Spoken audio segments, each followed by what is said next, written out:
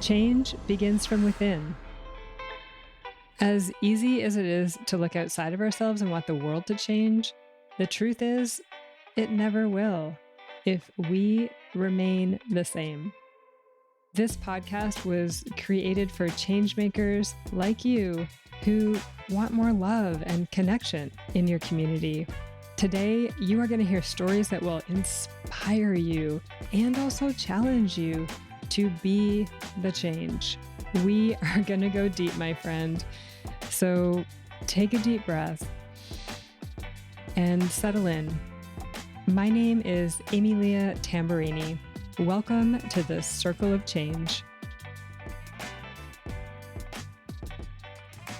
Hi, friend. Body, peace, and food freedom. That sounds good, doesn't it? I know that I could use some of that, and I think I'm not alone. In this spring season, when diet mentality is all the rage, we are going to dive into this topic that I know impacts millions of people. I was just chatting with a friend the other day about how much energy I waste on negative body talk, wanting my body to be different, shape, size, or ruminating on what item to order on the menu. Oh my goodness, it's exhausting. And sometimes I ask myself, what would I do with all of that energy if I didn't spend it on that? This is why I was so excited to sit in circle with Lisa Dahl, an intuitive eating and health coach. She has taken her own journey with food and body image and turned it into her passion to support others to break free from a diet mentality and really find the practice of kindness on their own journey of self-love. That sounded so amazing to me, and I wanted to hear more and bring her wisdom to you.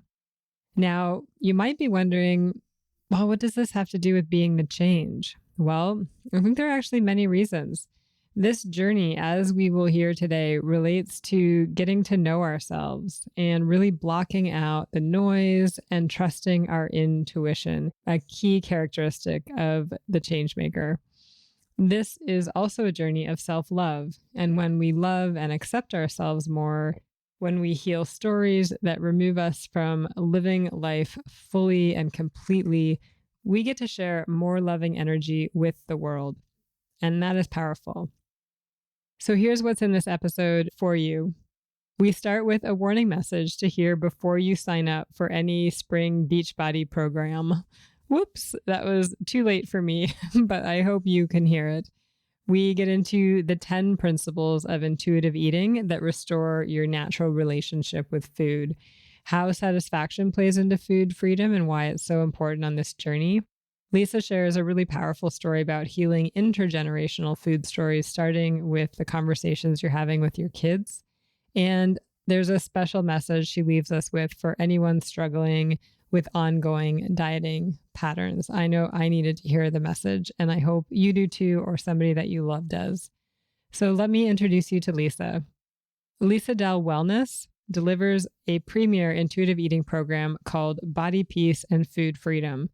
As a certified intuitive eating and body image health coach, Lisa uses her skills to guide women through the process of dismantling diet culture, helping them find food freedom and making peace with their bodies. Lisa teaches her clients to listen, trust, and respect their bodies. With her expertise, women will learn to cultivate sustainable, lifelong practices for the whole body wellness. The results are clients who are empowered with the knowledge of how to be happy, healthy, and confident at any size. Lisa has certifications in intuitive eating, mindful eating, health and wellness coaching, and personal training. She is a skilled group facilitator with certifications from The Body Positive and gratefulness.org.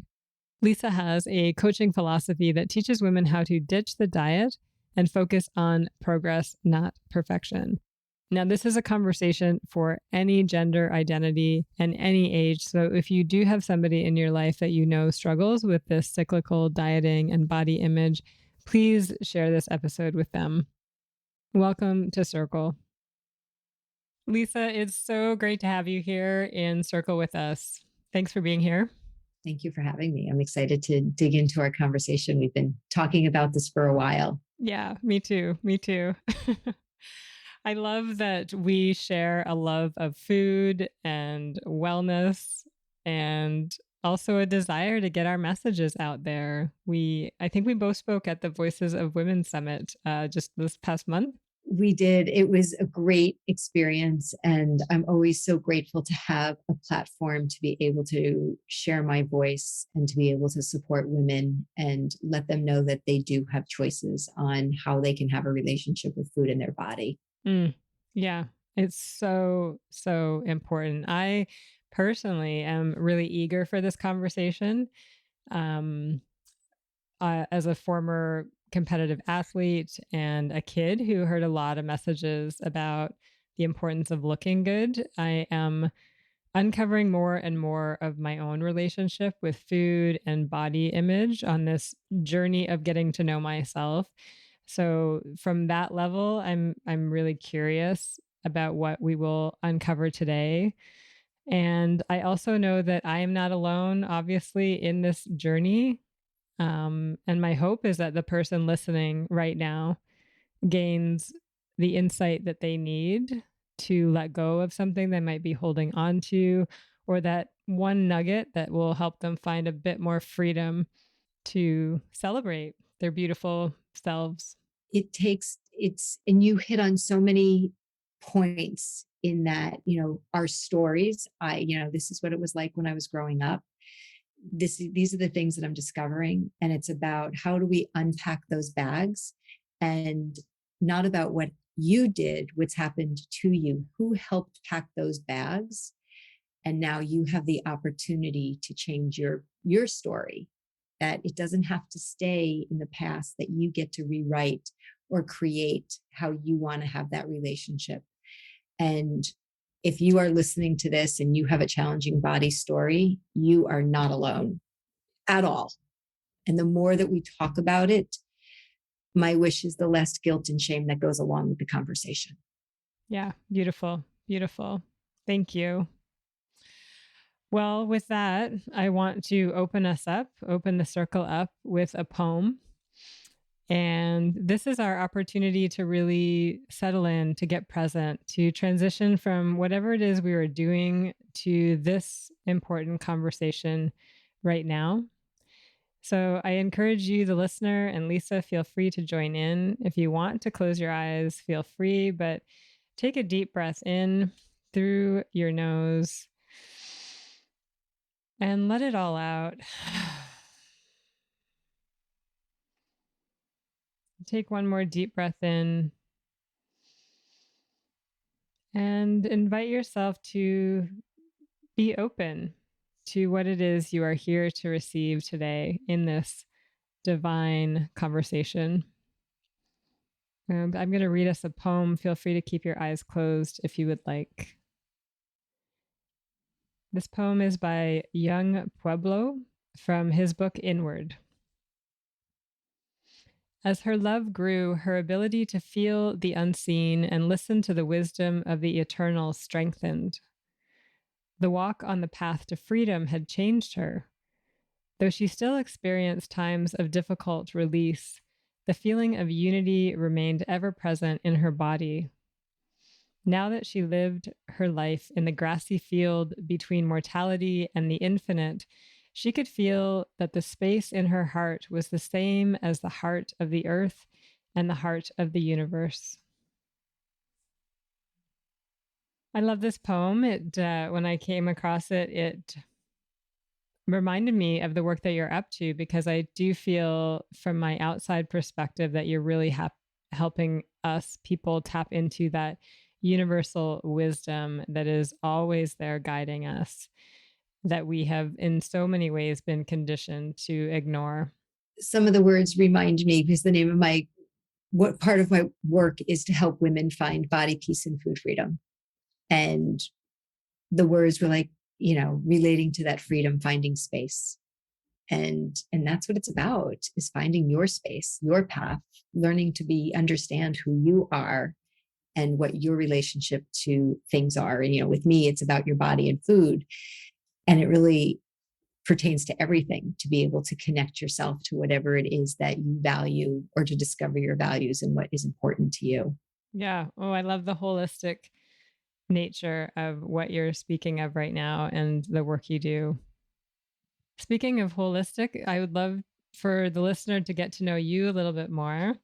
I always start my podcast with who are you? That question. And I think this journey of getting to know ourselves is so profound. And I know that you have been doing a lot of this work over your own lifetime. So, in this moment, in this time right now, who are you, Lisa? So it's funny is that I would normally just start with, what I do for work.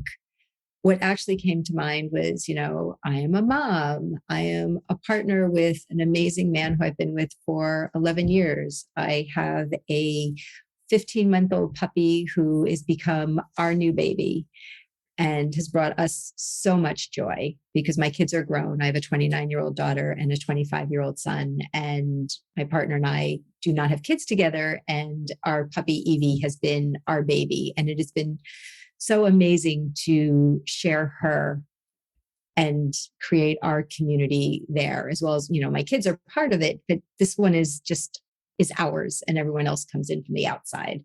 um, who I am in my day job is I am an intuitive eating and body image health coach, and I work with women to help them break free from the shackles of dieting, diet culture, and to help them learn how to undiet their life.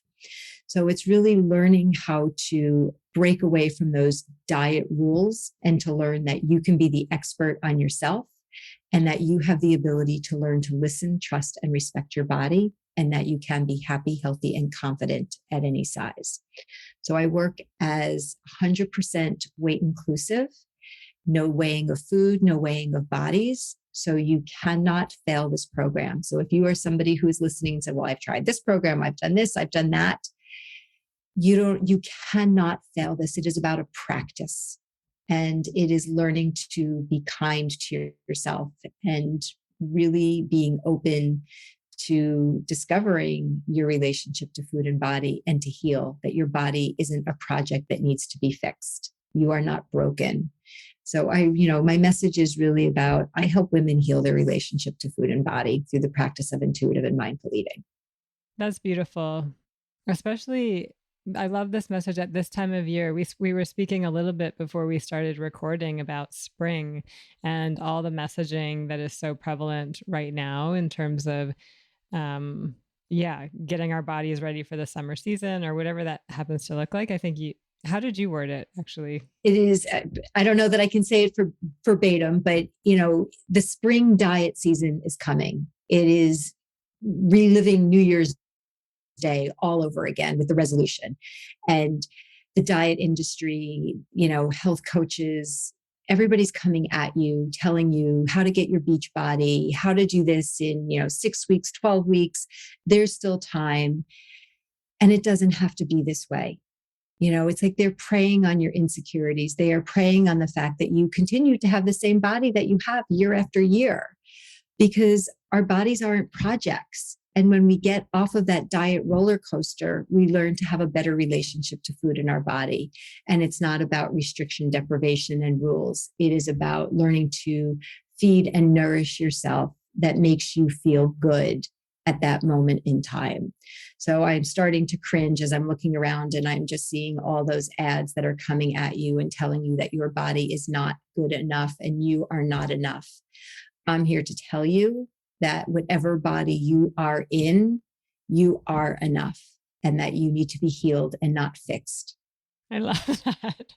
And I'm having this moment of regret. I don't know, but literally just this morning, I signed up for an 8-week program that is kind of all about that. And I was, oh, I should have stopped and said, wait, I'm about to have a really insightful conversation with somebody who might give me wisdom. Anyways, I'm laughing at that because I just, yeah, went right there. And I know I am not alone. So I would love to pull this back a little bit more and learn more about your own journey in terms of what has the path been for you to get here? Why are you doing this work? It's something that I am super passionate about. And if somebody had told me 5 years ago that I would be supporting women not to lose weight, I would have said, that's not possible. That's not me. No way, no how. So, my backstory is that my challenging relationship with my body started when I was in third grade. I was told at gym class that I needed to go to special gym because I couldn't walk on the balance beam. I then was, the kid who had no coordination. I was the kid who was picked last for every team. I was now the kid who wanted to avoid gym at all costs. It just ruined my love of freedom and play. And then when I was a freshman in high school, we were all lined up and everybody was being weighed and measured and thinking, oh, I hope that skipped breakfast was enough to, change that number on the scale. And I'm looking at a sea of, in my opinion, pixie thin girls who had quote unquote better bodies than I did. And by the time I was, a freshman in high school, I was already a member of Weight Watchers. So I grew up with Weight Watchers, the Miss America pageant, and Snackwells, and everybody's body was based on comparison. And I continued that diet cycle for up until 3.5 years ago, where highs and lows, I could stick with my lows better than most people. What kept me stuck for a long time is, people says, oh, it's so good to see you. You look amazing. How much weight did you lose? Translated to, oh, I can't eat in front of this person. Like, not allowed to eat, not giving myself permission to eat because, the dirty little secret is that you feel better than somebody if you have quote unquote a smaller, thinner, in our world, a better body. And in the end, it's really not true.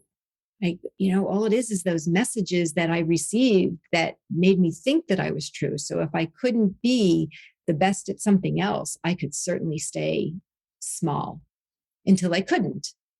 And then you go into hiding and you have your last suppers and you eat and you binge and then you start all over again. And when I started to go into practice, I'm a former caterer. And when I shifted careers, I went back to school for a year and I thought, oh, I'm going to be the weight loss coach. And what I really discovered was that when I started to work with clients, I was really feeling the stress of weighing my body because, how could I be in a larger body if I'm helping women lose weight? I really now have to make sure that I stay small. And I started to feel the stress of the clients across from me on, quote unquote, share their progress day, where they would be making amazing strides in their actions and their behaviors, only to feel diminished and defeated by a number on the scale. So I started to naturally take that off the table. I didn't quite know what to do with it, and I took it off the table. And because of my desire to be the best coach that I could be, I'm always reading, taking classes, and I discovered a community called Health at Every Size. And that started to debunk all of the things that I thought to be true. What do you mean you can be in a larger body and still be healthy? What do you mean that number on the scale doesn't tell me if I'm good or if I'm bad? That led me to the practice of intuitive eating, which led me to the body positive. The three of those things combined shifted my entire world and really began my healing journey with my disordered eating. And I knew ethically and morally that I could no longer support anybody to lose weight. So I tell my clients, take the scale and throw it out the window. Please do not pass it on to somebody else because you're passing on something that's such a negative thing to give. Destroy it, make it go away. So it really has become my passion to help women and to really help women not only heal their relationship, to understand that it's up to us to break that cycle of the next generation. Because when you have children or you're a caregiver, unless you have healed your relationship to your body, you're passing on your body stories and giving them the good food, bad food, I'm good, I'm bad, I'm worthy, I'm not worthy. It's up to us to start to break that cycle. And it really, it's so important to me because I have wasted so much time, money, tears on what my body looked like and missed experiences and lack of enjoyment on experiences because I was so in my head on well, I'm not as thin as I used to be. And, what are they going to think? And what am I going to look? And when I was dating and during my divorce, men liked me because I had a small, thin body. And then what? You're still left with nothing, because if you're not healed in your head, you have no, it's your head and your heart that have value, not the vessel that we have landed in. So it's been an experience. And what I do now is all based on my personal and professional experience. Thanks for sharing that story. I know that somebody listening is going to resonate strongly and share that journey and might be in it themselves right now in terms of where they are with preoccupation with food and body and needing to be a different way. So thank you for that.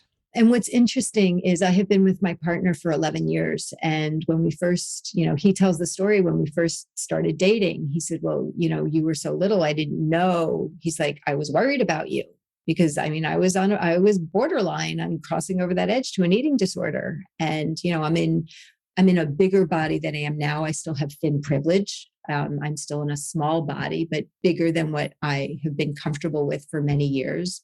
And I've been very fortunate that my community supports my body change.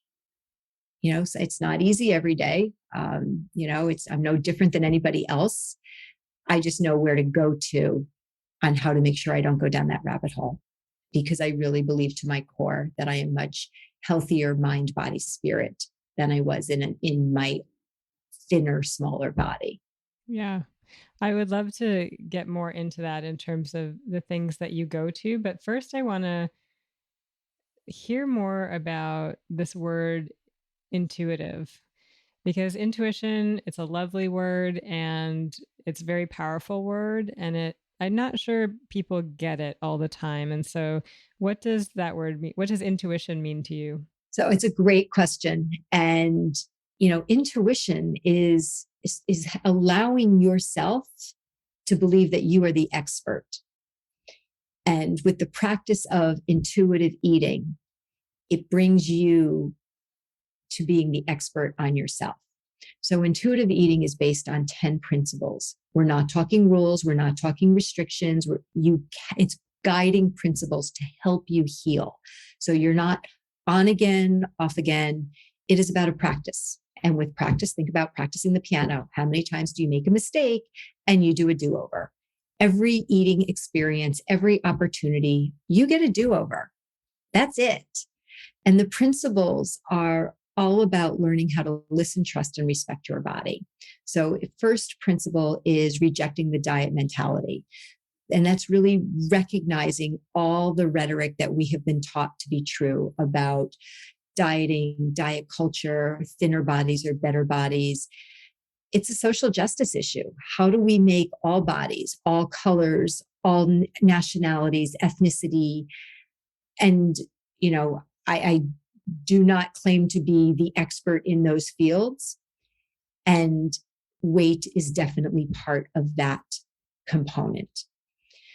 Learning where and naming it, seeing it. When you go to the grocery store and you look at that magazine and somebody's in a thinner body and this poor person is like the before and after picture and it's horrible. It's noticing it. What does your social media feed look like? What are you looking at? What are you consuming? With dieters, we ignore our hunger. With the practice of intuitive eating, it's called honor your hunger. So think about if you have a full bladder and you feel the pressure and you have to pee, you will go to any extent to go find a place to properly relieve yourself. Think about noticing your hunger and honoring that and allowing yourself to eat. We need food to thrive. That is the bottom line. The only way that we can survive is to eat. How do we honor our hunger so that we get out of that starvation? Permission to eat, which is a hard thing, especially when you have all those rules and regulations about the good food and the bad foods. Learning to give yourself permission to eat food. Managing or challenging the food police, all the rhetoric that you hear in the back of your head about what you can eat, what you can't eat. Like my biggest nemesis was the nutritional informant. Everything was in the name of healthism. I could go to the grocery store. I ate extraordinarily well. I'm a former cook. Former caterer. I have the capacity to make anything that I really want to create. I would go, when I would go to the market, granted I would did, oh, just shop the outside. Well, sometimes you still need to go in and out of the aisles. And I would see food as labels. So many calories, this many macros, proteins, carbs, fats. Nope, can't have that. It has this ingredient, black and white. And if I did quote unquote break it, there was a whole lot of guilt and mind drama that went with those foods. When you're a dieter, satisfaction never comes into the equation. And satisfaction isn't just about the food. Who are you eating with? What are you eating? How does the food make you feel? What is your emotional state? What is your financial status? What is your relationship? How happy are you in your job? Your whole life determines your satisfaction factor. One of the worst meals that I can remember is when I was in the middle of my divorce and my ex-husband my soon to be ex-husband at the time wanted to go out to dinner and have this conversation. And he picked this lovely restaurant with, 5-star reviews and great food. And we ordered this food. I don't even know if I tasted anything. It was the worst meal I think I've ever had. So satisfaction, here's this beautiful meal with great tasting wine, and I didn't enjoy any of it. So that leads me into managing your emotions with kindness. Because if you are not understanding your relationship to what's happening with your thoughts and your actions, you cannot find satisfaction. Honoring your fullness. We eat while we're multitasking. Imagine if all you did at a time was just to eat your food, that you weren't on the phone, you weren't looking at your phone, you weren't working, computing, multitasking with all those things, driving. Imagine if all you did was eat your food and notice how your body shifted from being hungry, or super hungry to full to overfull. How did things taste? Being present with your food. The next principle is respecting your body, because when you respect your body, you are far more kinder to your body. Movement, feel the difference, which is different than working out to a compensatory reaction to I ate this, or shrinking your body, or what is my BMI. Movement that makes you feel best. One of my clients says she's really struggled with her purpose to move. And we finally discovered that she lives in this beautiful area and she loves to see the wildlife and the deer and the birds and to hear the sounds, especially in spring. And she decides, well, I'm going to go out and find my joy. She's not going out for a walk. She's going to go find her joy. And the movement comes with it because that's the one that she's going to go do over and over again. And nutrition comes last. And the reason for that is because if you have clued in, a lot of these principles are about getting you out of your head and into your body. So we want to be cautious that when we start talking about nutrition, that we don't start talking about 3 ounces of chicken breast and 2 ounces of this, and making sure we really want to focus on how does the food make you feel? How do you feel when you eat this? How do you feel when you eat that? How satisfied, how satiated, not because it's X number of calories or not because it's a perfect meal. It's getting you far more connected to how things feel in your body and how you want to feel. And we're going to make mistakes, and we're going to eat until we're overfull, and we're going to eat until it's unpleasant, and we're going to let ourselves be super hungry, which is an unpleasant feeling. We're going to focus on pleasant, unpleasant, or neutral versus I feel good, I feel bad, getting out of that terminology.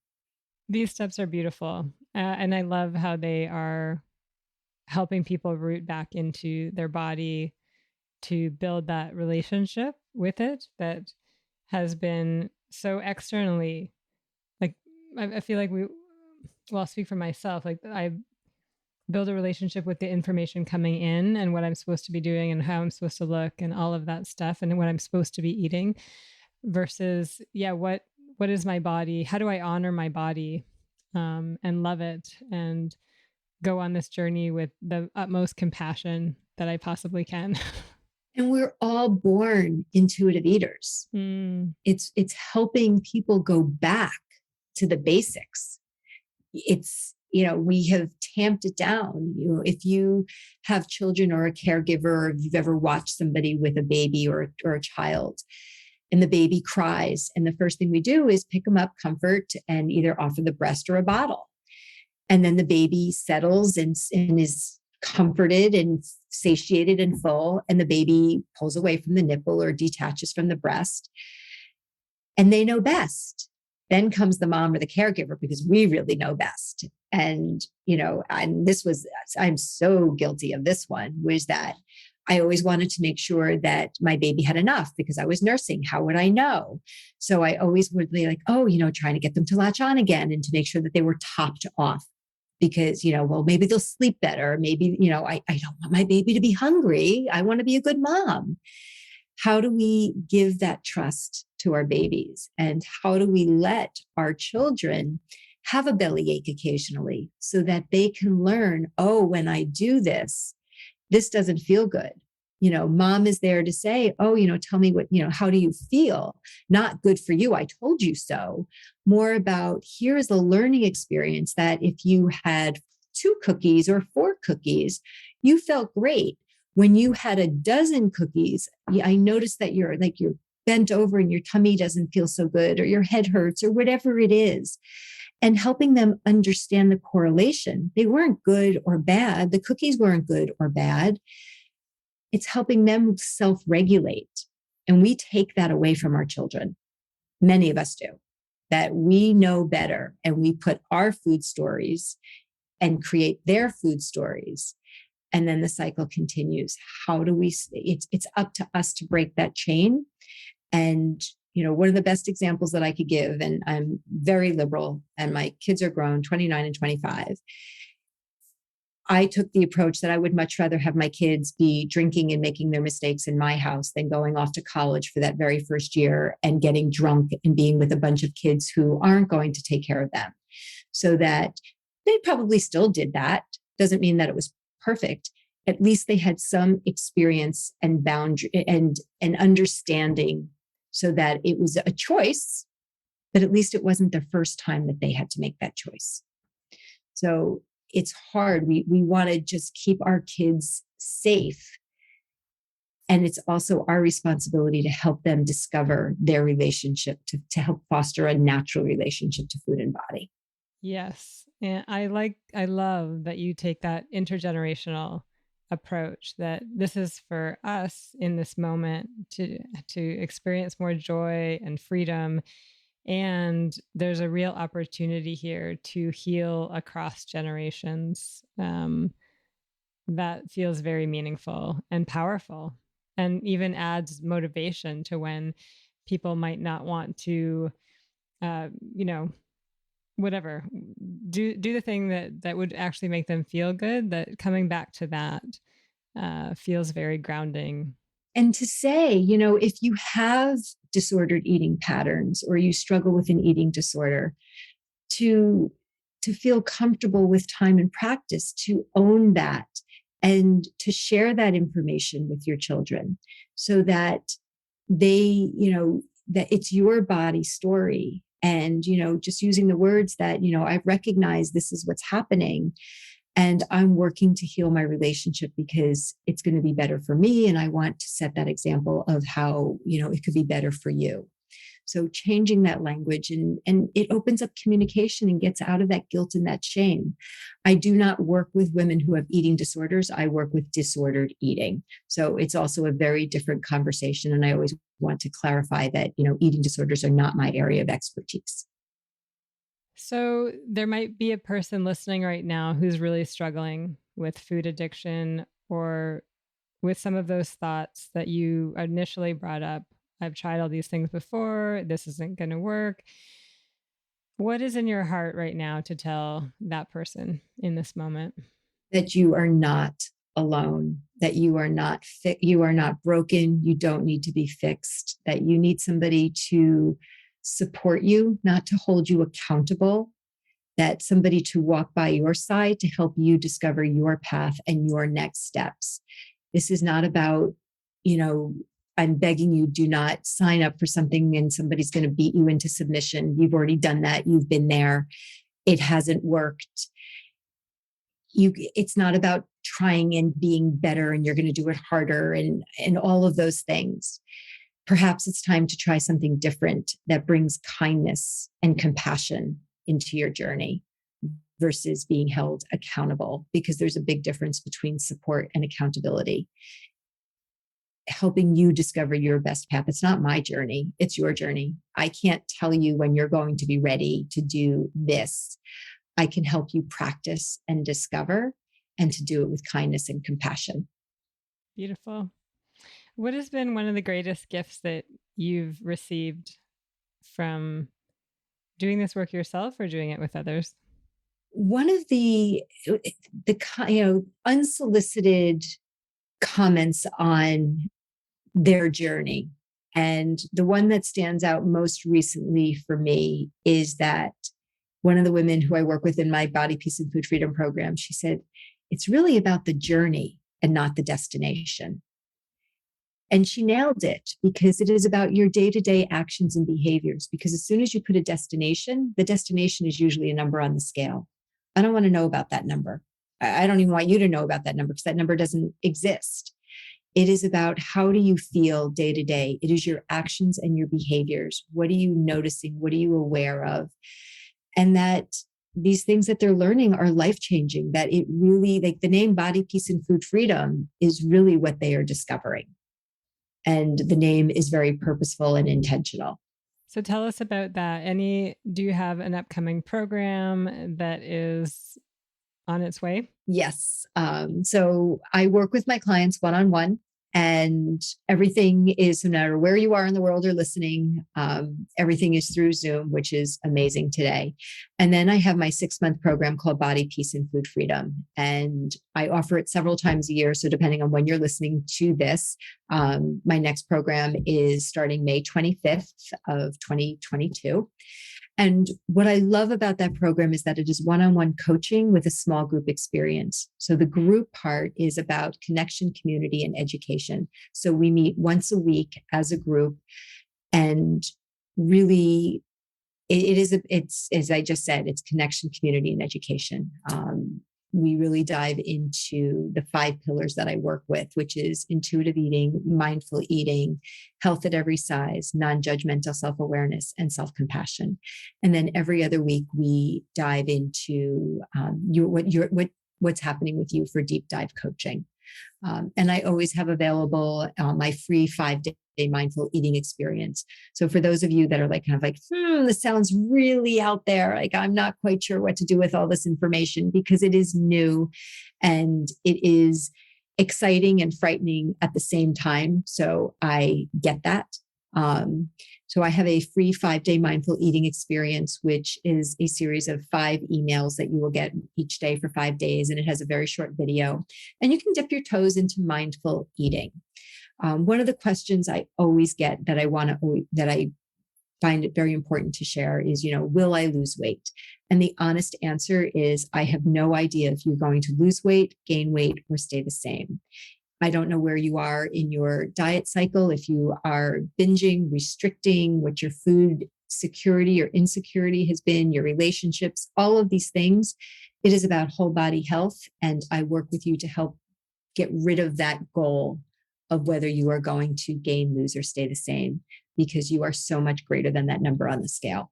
Yes. Oh, I love that message. And I needed to hear that message today. So thank you for that, Lisa. You're welcome.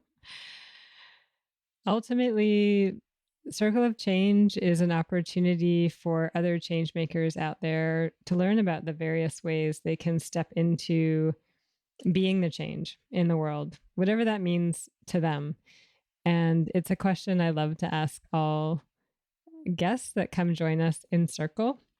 So, what does it mean for you to be the change?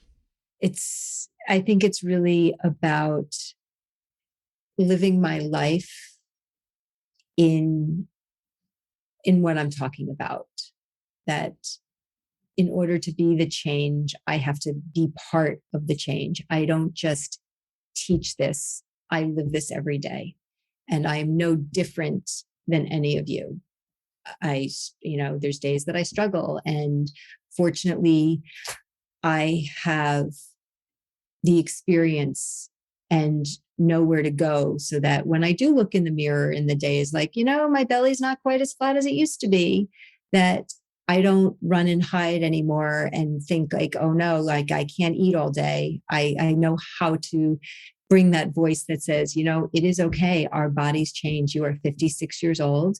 You are healthy. You have an amazing life. Your value is not based on the number of inches around your circumference of your waist. And I've had to work hard to be able to believe it myself, to be able to support other women in that journey. And in order for us to change, it's going to help our next generation not have to suffer so much with their body stories, and to help them grow up with their own authentic beauty. Your mission is beautiful, Lisa, and as is the work that you're doing. I think it's so important, especially in this transition that we're in, of really stepping away from getting all of our wisdom from external sources and coming within. And that is relevant for how we run businesses, for how we show up in relationships, for how we show up with ourselves and the food, and how we nourish our bodies.